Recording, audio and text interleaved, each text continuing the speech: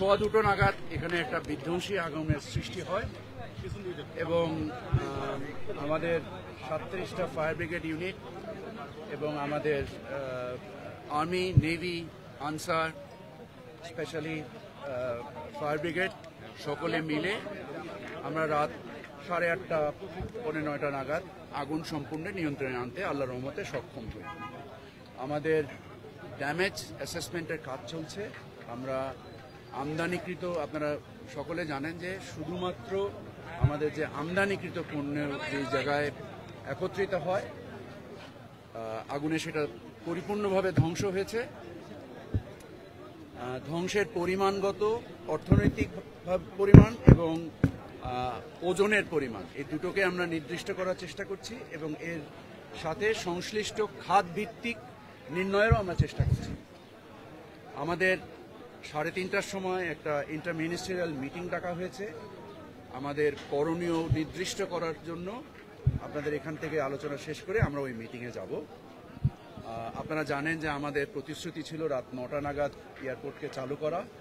আল্লাহর রহমতে আমরা এয়ারপোর্টকে চালু করেছি।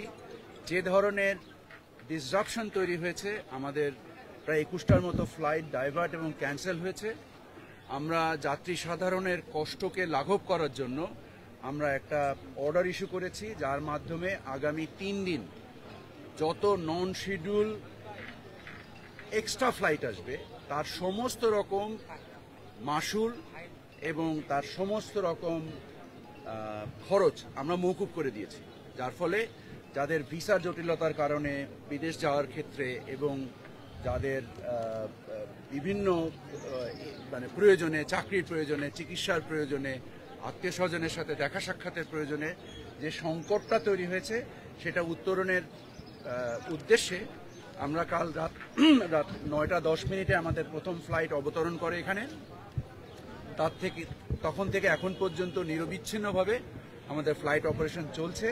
আপনাদের সাথে কথা বলার পরে আমরা যাত্রী সাধারণ যারা ভিতরে ছিলেন তাদের খাওয়া দাওয়া, হোটেল থেকে শুরু করে তাদের সেবা শুশ্রূষা নেওয়ার আমরা প্রয়োজনীয় সকল ব্যবস্থা করেছি এবং তারপরেও কিছু কিছু ব্যত্যয় থেকে যেতে পারে আমাদের প্রচেষ্টার পরেও, কারণ আমরা একত্রিতভাবে অনেকগুলো ইস্যু আমাদেরকে হ্যান্ডেল করতে হয়েছে। তো আমাদের আগ্রহের কমতি ছিল না, আমাদের প্রচেষ্টার কমতি ছিল না। এরপরেও যাত্রী সাধারণ যে কষ্ট পেয়েছেন তার জন্য আমি ব্যক্তিগতভাবে আন্তরিকভাবে ক্ষমাপ্রার্থী। আমাদের প্রচেষ্টা রয়েছে আপনাদের পরামর্শ নিয়ে। যদি আপনাদের কোনো পরামর্শ থাকে আমরা সকল অংশী